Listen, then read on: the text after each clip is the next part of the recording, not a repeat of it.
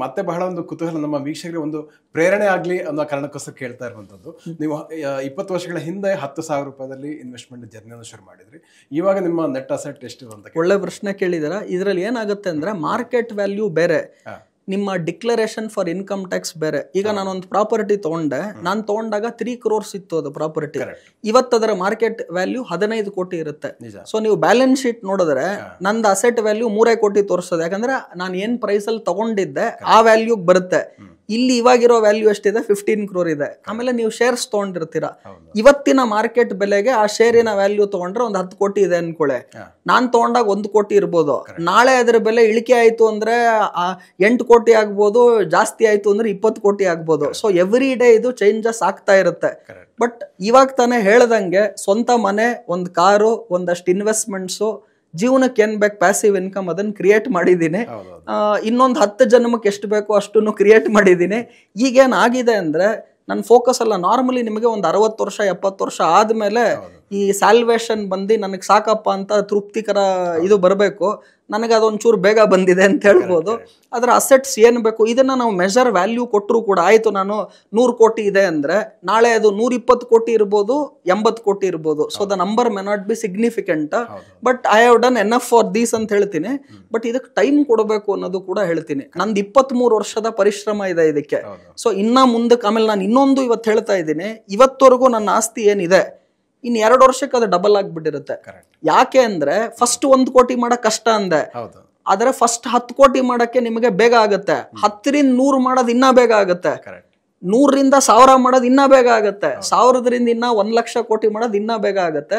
ದೇವ್ರ ಕೃಪೆ ಪರಿಶ್ರಮ ಇತ್ತು ಅಂದ್ರೆ ಬೇಗನೆ ಅದೆಲ್ಲ ಟಾರ್ಗೆಟ್ಸ್ ಗಳನ್ನ ಅಚೀವ್ ಮಾಡಬಹುದು ಅಂತ ಹೇಳ್ಬೋದು. ಖಂಡಿತ ಆಗ್ಲೇ ನಾವು ಕೂಡ ಹಾರೈಸ್ತೀವಿ. ಮತ್ತೆ ನಿಮ್ಮ ಮುಂದಿನ ಭವಿಷ್ಯದ ಗುರಿಗಳ ಬಗ್ಗೆ ಹೇಳಿದ್ರೆ ತಾವು, ಅದು ಫೈನಾನ್ಷಿಯಲ್ ಇರ್ಬೋದು ಅಥವಾ ನೀವು ಈಗಾಗಲೇ ಒಂದು ಜನ ಜಾಗೃತಿಯನ್ನು ಮೂಡಿಸ್ತಾ ಇದ್ದೀರಿ, ಫೈನಾನ್ಸ್ ಬಗ್ಗೆ ಟ್ರೈನಿಂಗ್ ಕೊಡುವಂಥದ್ದು ಇರ್ಬೋದು. ಸೊ ಮುಂದಿನ ಒಂದು ಭವಿಷ್ಯದ ಒಂದು ವಿಷನ್ ಅಂತ ತಾವು ಹೇಳಿದ್ರೆ ಏನು ಹೇಳ್ತೀರಿ? ಖಂಡಿತ ನೋಡಿ, ಆಸ್ ಅ ಬಿಸ್ನೆಸ್ ಇವತ್ತವರೆಗೂ ಕೂಡ ವಚನ ಇನ್ವೆಸ್ಟ್ಮೆಂಟ್ಸ್ ಕಡೆ ಆಸ್ ಅ ಬಿಸ್ನೆಸ್ ನನ್ನ ಫೋಕಸ್ ಕಡಿಮೆ ಇತ್ತು. ನಂದು ಎಲ್ಲ ಫೋಕಸ್ಸು ಕೂಡ ನನ್ನ ಇನ್ವೆಸ್ಟ್ಮೆಂಟ್ ಮತ್ತು ಟ್ರೇಡಿಂಗ್ ಜರ್ನಿಯಲ್ಲೇ ಕೂಡ ಇಷ್ಟು 23 ವರ್ಷ ಜಾಸ್ತಿ ನಾನು ಫೋಕಸ್ ಮಾಡಿದೆ. ಇವಾಗ ನಾನು ವಚನ investment as a company grow ಆಗಬೇಕು, ಅದಿನ್ನ ಜನರಿಗೆ ಪಾಪ್ಯುಲರ್ ಆಗಿ ಗೊತ್ತಿರಬೇಕು. ಇವತ್ತು ಯಾವ ರೀತಿ ತಾವು ಬೇರೆ ಫಿನಾನ್ಷಿಯಲ್ ಇನ್ಸ್ಟಿಟ್ಯೂಷನ್ಸ್ಗಳನ್ನು ನೋಡ್ತೀರಾ, ಅಲ್ಲಿ ವಚನ ಅನ್ನ ನೋಡಬೇಕು. ಇದು ನನ್ನ ನೆಕ್ಸ್ಟ್ 10 years ಪ್ಲಾನ್ ಆಗಿದೆ. ಹಾಗೂ ನಾನೇನು ಈ 23 ವರ್ಷದ ಜರ್ನಿಯನ್ನು ಮಾಡಿದ್ದೀನಿ ಇದನ್ನ ನಾನು ಬೇರೆಯವರು ನನ್ನ ಕೆಳಗಡೆ ಕಲ್ತಿರೋರಾಗಿರ್ಬೋದು ಅಥವಾ ನನ್ನ ಸಿಬ್ಬಂದಿ ವರ್ಗದಲ್ಲಾಗಿರ್ಬೋದು, ಅವರು ಈ ಅಚೀವ್ಮೆಂಟನ್ನು ಇನ್ನೂ ಬೇಗ ಮಾಡಬೇಕು. ನಾನು 23 ವರ್ಷ ತೊಗೊಂಡೆ, ಯಾಕಂದ್ರೆ ನನಗೆ ರುದ್ರಮೂರ್ತಿ ಇನ್ನೊಬ್ರು ಇರಲಿಲ್ಲ. ಈಗ ರುದ್ರಮೂರ್ತಿ ಅವ್ರಿಗೆ ಇದ್ದಾರೆ ಅಂದರೆ ಅವ್ರು 23 ವರ್ಷ ತೊಗೊಳೋದು ಬೇಡ, ಅವ್ರು 5 ವರ್ಷದಲ್ಲಿ ಮಾಡ್ಬೋದು. ಆದರೆ ಇದು ಎಲ್ಲದಕ್ಕೂ ಕೂಡ ಪರಿಶ್ರಮ ಬೇಕು.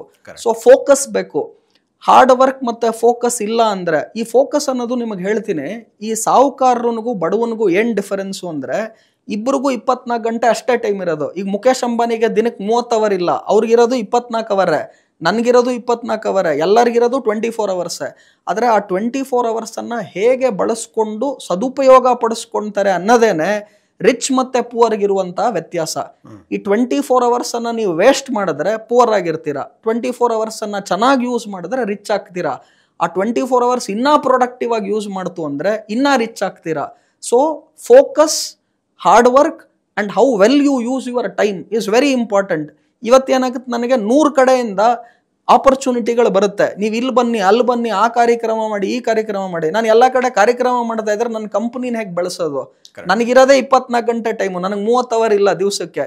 ಸೊ ಹಾಗಾಗಿ ಇವತ್ತು ಐ ಆಮ್ ವೆರಿ ಸೆಲೆಕ್ಟಿವ್. ನಾನು ಕ್ರೆಡೆನ್ಷಿಯಲ್ಸ್ ನೋಡ್ತೀನಿ, ಯಾರು ಕರೀತಾ ಇದ್ದಾರೆ ನನ್ನ ಕಾರ್ಯಕ್ರಮಕ್ಕೋಸ್ಕರ, ನನ್ನ ಜೊತೆ ಬರೋ ಕೋ ಸ್ಪೀಕರ್ ಯಾರಿದ್ದಾರೆ, ಅವ್ರಿಗೆ ಏನಾನ ಕ್ರೆಡಿಬಿಲಿಟಿ ಇದ್ದು ಸಂಸ್ಥೆ ಕರೆಕ್ಟ್ ಆಗಿದೆ ಅಂದರೆ ಮಾತ್ರ ಒಪ್ಕೊಳ್ತೀನಿ ಹೊರತು ನನ್ನಿಂದ ಇನ್ಫ್ಲೂಯೆನ್ಸ್ ಆಗ್ಬಿಟ್ಟು ನಾಳೆ ಏನಾನ ಬೇರೆ ನೆಗೆಟಿವ್ ಆಗಿ ಆಗಬಾರ್ದು ಅನ್ನೋದಕ್ಕೋಸ್ಕರನೂ ಕೂಡ ಇವತ್ತು I am very careful when I choose people. So ಹಾಗಾಗಿ ನಾನು ಏನು ಹೇಳ್ತೀನಿ ಅಂದರೆ, ನನ್ನ ನೆಕ್ಸ್ಟ್ 10 ವರ್ಷದ ವಿಷನ್ ತಾವು ಕೇಳೋದಾದರೆ, I want to create more Rudramurthy. I want to create ವಚನ investment at a next level. ಅದಕ್ಕೆ ನಾನು ಫೋಕಸ್ ಮಾಡಬೇಕು ಇವಾಗ. ಸೊ ಅದಾದ ನಂತರ I want to continue my good work in terms of my karma, my contribution to the society ಅದ್ರ ಕಡೆ ನಾನು ಜಾಸ್ತಿ ಮಾಡಬೇಕು ಅನ್ನೋದು ನನ್ನ ಪರ್ಸ್ನಲ್ ಆದಂಥ ನೆಕ್ಸ್ಟ್ 10 years ಗೋಲ್ ಆಗಿದೆ. ಸೊ ಖಂಡಿತ ನಾನೇನು ನಾಳೆ ಇನ್ನೊಂದು ಬೇರೆ ಯಾವುದೋ, ಆಮೇಲೆ ನಾನು ಯಾವಾಗಲೂ ಹೇಳ್ತೀನಿ, ನೀವೇಂದ್ರಲ್ಲಿ ಎಕ್ಸ್ಪರ್ಟ್ ಇರ್ತೀರಾ ಅಲ್ಲೇ ಡೀಪರ್ ಆಗಿ ಗ್ರೋ ಆಗಿ ಹೊರತು ಹೊಸ ಕಡೆ ಹೋಗಬೇಡಿ ಅಂತ ಹೇಳ್ತೀನಿ. ಇದಕ್ಕೆ ತುಂಬ ಒಂದು ಎಕ್ಸಾಂಪಲ್ ಇದೆ. ಪ್ರಾಣೇಶ್ ಅವರು ಕೂಡ ಒಂದ್ಸಲ ನನ್ನನ್ನು ಉತ್ತರ ಕರ್ನಾಟಕಕ್ಕೆ ಕರೆಸಿದ್ರು.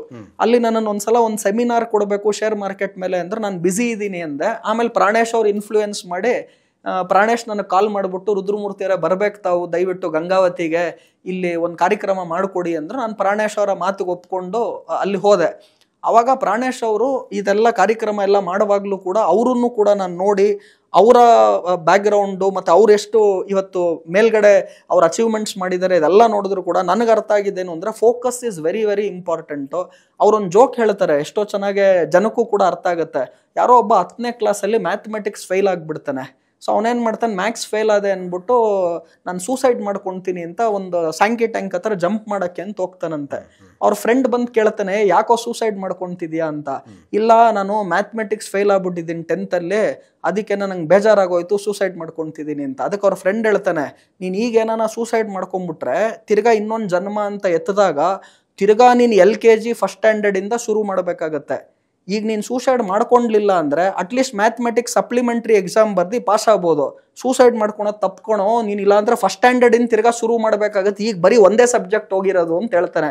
ಅವನೇ ಬಿಡಪ್ಪ ನಾನು ಸೂಸೈಡ್ ಮಾಡ್ಕೊಳಲ್ಲ, ನಾನು ಮ್ಯಾಥಮೆಟಿಕ್ಸ್ ಇನ್ನೊಂದ್ಸಲ ಓದಿ ಎಕ್ಸಾಮ್ ಬರ್ದು ಪಾಸ್ ಆಗ್ಬಿಡ್ತೀನಿ ಅಂತ ಹೇಳ್ತಾನೆ. ಇದು ಯಾಕೆ ಹೇಳಿದೆ ಅಂದರೆ, ನಾವೀಗ 10 ವರ್ಷ 20 ವರ್ಷ 30 ವರ್ಷ ಒಂದ್ ಕಡೆ ಪರಿಶ್ರಮ ಹಾಕಿರ್ತೀರಾ. ಈಗ ನೀವು ಆಲ್ರೆಡಿ ಒಂದು 10 ವರ್ಷ ಮಾಧ್ಯಮ ವರ್ಗದಲ್ಲಿ ಇದರಲ್ಲಿ ಪರಿಶ್ರಮ ಹಾಕಿ ಒಂದು ಲೆವೆಲ್ಗೆ ಕೇಶವ್ ಪ್ರಸಾದ್ ಅನ್ನೋದಿದ್ದೀರಾ.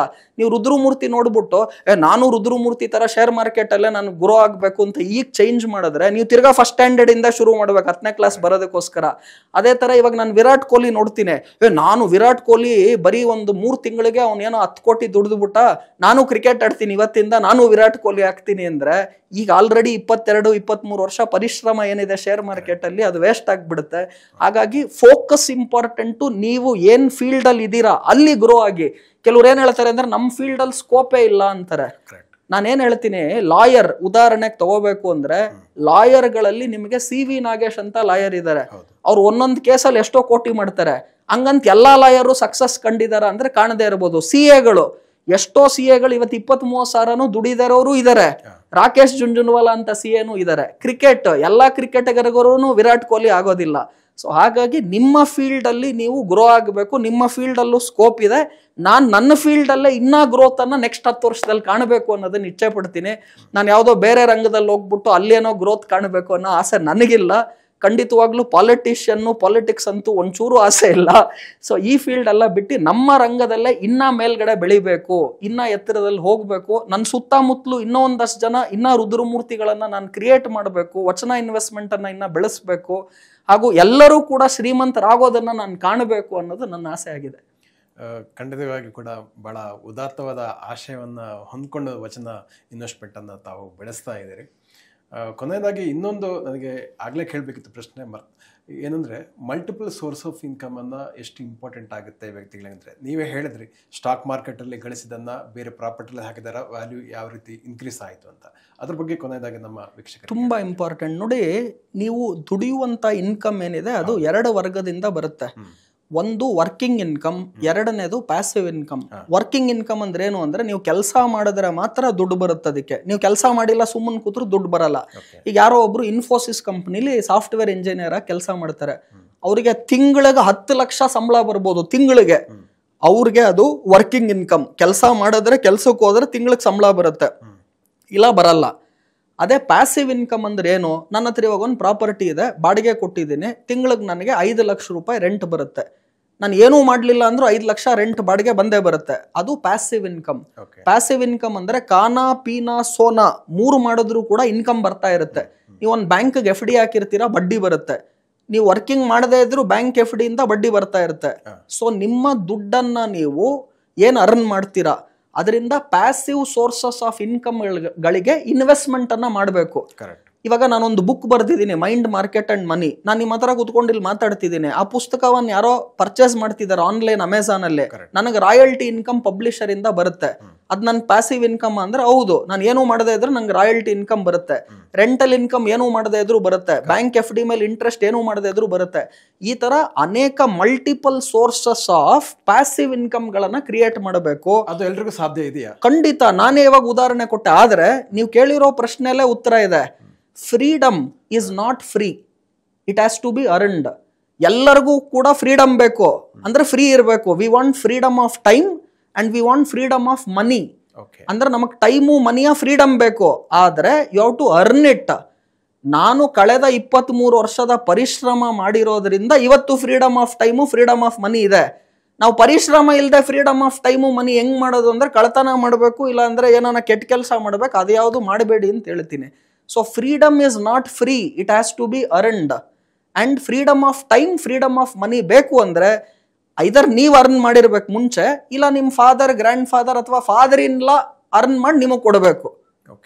ಇದು ಬಿಟ್ರೆ ಫ್ರೀಡಮ್ ಸಿಗಕ್ಕೆ ಬೇರೆ ಯಾವುದೇ ಉದಾಹರಣೆ ಅಥವಾ ಎಕ್ಸಾಂಪಲ್ಸ್ಗಳು ಇಲ್ಲ. ಸೊ ಹಾಗಾಗಿ ಯಾರ್ಯಾರಿಗೆ freedom of time and money ಬೇಕೋ first you have to earn it. ನಾನು 23 ವರ್ಷದ ಪರಿಶ್ರಮದಿಂದ ಇವತ್ತು freedom of time and money ಸಿಕ್ಕಿದೆ. ಪರಿಶ್ರಮ ಇಲ್ಲದೆ ನನಗೆ freedom of time and money ಹೇಗೆ ಬರುತ್ತೆ ಅಂದ್ರೆ ಸಾಧ್ಯ ಇಲ್ಲ. ಸರ್, ಪರಿಶ್ರಮ ಅಂದಾಗ ನನಗೆ ನಾರಾಯಣಮೂರ್ತಿ ಅವರು ಪದೇ ಪದೇ ಹೇಳ್ತಾರೆ, ವಾರಕ್ಕೆ 70 ಗಂಟೆಗಳ ಕಾಲ ಕೆಲಸ ಮಾಡಬೇಕು, ಇಲ್ಲ ದೇಶ ಅಭಿವೃದ್ಧಿ ಆಗಲ್ಲ, ಇಂಡಿವಿಜುವಲ್ ಕೂಡ ಅಭಿವೃದ್ಧಿ ಆಗಲ್ಲ ಅಂತ. ನಿಮ್ಗೆ ಏನು ಅನ್ಸುತ್ತೆ? ನೋಡಿ, ಅವ್ರು ಹೇಳಿದ್ದು ವಾರಕ್ಕೆ 70 ಅಂತ ಹೇಳಿದ್ರು. ನಾನು ನಿಮಗೆ ಕೇಳ್ತೀನಿ, ದಿನಕ್ಕೆ 24 ಗಂಟೆ ಇದೆ, ವಾರಕ್ಕೆ 7 ದಿವಸ ಇದೆ, 24x7 ನೀವೇನ ಮಾಡಿದ್ರೆ ನಿಮ್ಗೇನು ನಂಬರ್ ಬರುತ್ತೆ ಅಂತ ನೋಡಿದ್ರೆ 160, 170 ಬರುತ್ತೆ. ನಾವು ಒಂದು ಅಷ್ಟೊತ್ತು ಖಂಡಿತವಾಗ್ಲೂ ಊಟ ಮಾಡಬೇಕು, ನಿದ್ದೆ ಮಾಡಬೇಕು, ಇದೆಲ್ಲ ಮೈನಸ್ ಮಾಡ್ತು ಅಂದರೆ ಸಿಗೋ ಟೈಮ್ ಎಷ್ಟು ಅಂತ ನೋಡಿ.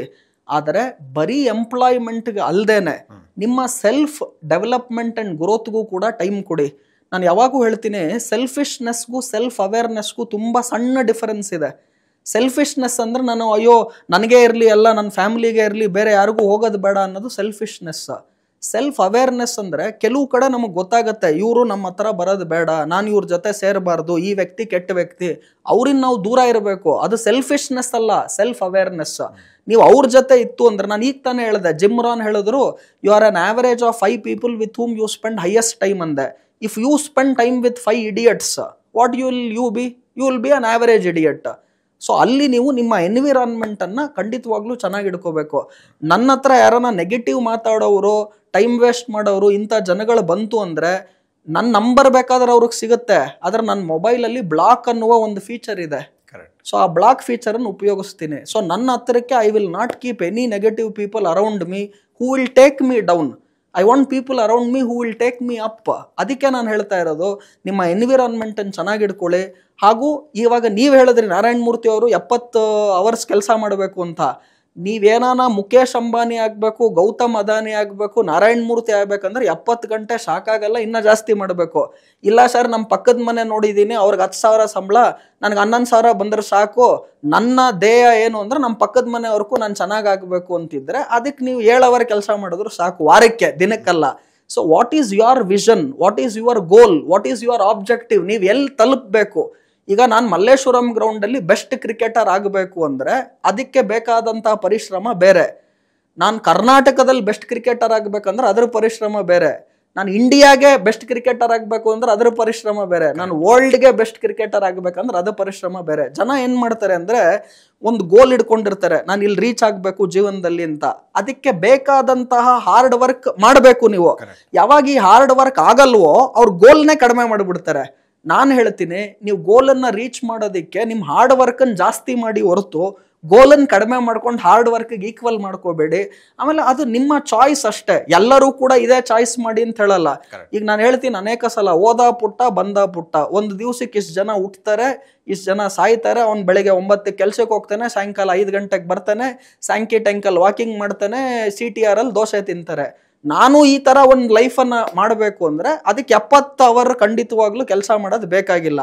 ಆದ್ರೆ ನಾನು ನಾರಾಯಣಮೂರ್ತಿ ಆಗಬೇಕು, ನಾನು ಮುಖೇಶ್ ಅಂಬಾನಿ ಆಗಬೇಕು, ನಾನು ವಿರಾಟ್ ಕೊಹ್ಲಿ ತರ ಆಗಬೇಕು, ನಾನು ನರೇಂದ್ರ ಮೋದಿ ತರ ಆಗಬೇಕು, ನಾನು ಗೌತಮ್ ಅದಾನಿ ತರ ಆಗಬೇಕು ಅಂತ ನಿಮ್ಮ ಉದ್ದೇಶ ಇತ್ತು ಅಂದ್ರೆ ಅದಕ್ಕೆ 70 hour ವಾರಕ್ಕೆ ಪರಿಶ್ರಮ ಸಾಕಾಗಲ್ಲ. ಬಹಳ ಚೆನ್ನಾಗಿ ಎಕ್ಸ್ಪ್ಲೇನ್ ಮಾಡಿದ್ರಿ. ಬಹಳ ಮಂದಿಗೆ ಅದು ಅರ್ಥ ಆಗ್ಲಿಲ್ಲ ನಾರಾಯಣಮೂರ್ತಿ ಯಾಕೆ ಹೇಳಿದ್ರು ಅಂತ. ನಮ್ಮ ವೀಕ್ಷಕರಿಗೆ ಇಷ್ಟು ಹೊತ್ತು ನಿಮ್ಮ ಕಳೆದ ಒಂದು 2 ದಶಕಗಳು ಹೆಚ್ಚು ಕಾಲದ ಒಂದು ಜರ್ನಿ ಬಗ್ಗೆ ಮತ್ತು ಹೊಸ ವರ್ಷ ಯಾವ ರೀತಿಯಲ್ಲಿ ಇನ್ವೆಸ್ಟ್ಮೆಂಟ್ ಮಾಡಬೇಕು ಅನ್ನೋದರ ಶುರುವಾಗಿ ಒಟ್ಟಾರೆಯಾಗಿ ಫೈನಾನ್ಸ್ನ ಸಾಕಷ್ಟು ಉಪಯುಕ್ತದ ಮಾಹಿತಿಗಳನ್ನು ಅತ್ಯಂತ ವಿವರವಾಗಿ ಅರ್ಥ ಆಗುವ ಹಾಗೆ ಹೇಳಿಕೊಟ್ಟದಕ್ಕೆ ಧನ್ಯವಾದಗಳು ಸರ್. ಖಂಡಿತ ನನಗೂ ಕೂಡ ವಿಶ್ವವಾಣಿ ವಿಶ್ವೇಶ್ವರಯ್ಯ ಭಟ್ರು ಹಾಗೂ ಜೊತೆಗೆ ಎನ್ ಕೇಶವು ಹಾಗೂ ಸಂಪೂರ್ಣ ತಂಡ ಏನಿದೆ ಇವರೆಲ್ಲರಿಗೂ ಕೂಡ 2025 ಹಾಗೂ ಬರುವ ಎಲ್ಲ ದಿವಸಗಳು ನಿಮಗೆ ಕೂಡ ಏಳಿಗೆ ಸಕ್ಸಸ್ ಎಲ್ಲವನ್ನು ಕೂಡ ಆ ದೇವರು ಅವರ ಕೃಪಾ ಕಟಾಕ್ಷೆಯನ್ನು ಕೊಡಲಿ. ಇದನ್ನು ನೋಡಿದಂಥ ಎಲ್ಲ ವೀಕ್ಷಕರಿಗೂ ಕೂಡ ಖಂಡಿತವಾಗ್ಲೂ ಈ 2025 ಇಯರ್ ಪ್ರಾಸ್ಪರಸ್ ಆಗಿರಲಿ ಅಂತ ನಾನು ವಿಶ್ ಮಾಡ್ತಾ ಇದ್ದೀನಿ ಅಡ್ವಾನ್ಸ್ ಆಗಿ. ಅದರ ಜೊತೆಗೆ ಇಂಥ ಒಳ್ಳೆ ಕಾರ್ಯಕ್ರಮಗಳನ್ನು ಲೈಕ್ ಮಾಡಿ, ಸಬ್ಸ್ಕ್ರೈಬ್ ಮಾಡಿ, ಅನೇಕ ನಿಮ್ಮ ಫ್ರೆಂಡ್ಸ್ಗಳಿಗೆ ಫಾರ್ವರ್ಡ್ ಮಾಡಿ. ಯಾಕಂದರೆ ಇವತ್ತು ಸುದೀರ್ಘವಾಗಿ ನಾವೇನು ಮಾತಾಡ್ತಾ ಇದ್ದೀವಿ ಇದು ನನ್ನ ಅನುಭವ, ನಿಮಗೆ ಗೂಗಲಲ್ಲೂ ಸಿಗಲ್ಲ, ಬೇರೆ ಯಾವುದೋ ಸೋಷಲ್ ಮೀಡಿಯಲ್ಲಿ ಸಿಗಲ್ಲ. ಆ ಅನುಭವಗಳನ್ನು ಹಂಚಿಕೊಳ್ಳುವ ಮುಖಾಂತರ ನಮ್ಮ ಜೊತೆ ಈ ಫಿನಾನ್ಷಿಯಲ್ ಲಿಟ್ರಸಿಯನ್ನು ಸರಿಯಾದ ಮಾರ್ಗದಲ್ಲಿ ನಾವು ಕೊಡೋದಕ್ಕೆ ಏನು ಪ್ರಯತ್ನ ಪಡ್ತಿದ್ದೀವಿ, ಅದರಲ್ಲಿ ನೀವು ಕೂಡ ಪಾಲ್ಗೊಂಡು ಇದನ್ನು ಅನೇಕ ಜನಕ್ಕೆ ವಿಡಿಯೋಗಳನ್ನು ಶೇರ್ ಮಾಡಿ ನನ್ನ ಮೆಸೇಜನ್ನು, ನಮ್ಮ ಮೆಸೇಜನ್ನು ಎಲ್ಲರಿಗೂ ಕೂಡ ಕೊಡಲಿ ಅಂತ ಹೇಳ್ತಾ, ಎಲ್ಲರಿಗೂ ಕೂಡ ಹೊಸ ವರ್ಷದ 2025 ಶುಭಾಶಯಗಳನ್ನು ಕೂಡ ಹೇಳ್ತಾ ರುದ್ರಮೂರ್ತಿಯ ನಮಸ್ಕಾರಗಳು ಹೇಳ್ತೀನಿ. ನಮಸ್ತೆ. Thank you. ವೀಕ್ಷಕರೇ, ಇಂತಹ ಮತ್ತಷ್ಟು ಉಪಯುಕ್ತ ವಿಡಿಯೋಗಳಿಗೋಸ್ಕರ ವಿಶ್ವವಾಣಿ ಟಿವಿ ಯೂಟ್ಯೂಬ್ ಚಾನಲನ್ನು ಸಬ್ಸ್ಕ್ರೈಬ್ ಮಾಡಿ ಅಂತ ಕೇಳ್ಕೊಳ್ತಾ ಇದ್ದೀನಿ. ಧನ್ಯವಾದಗಳು.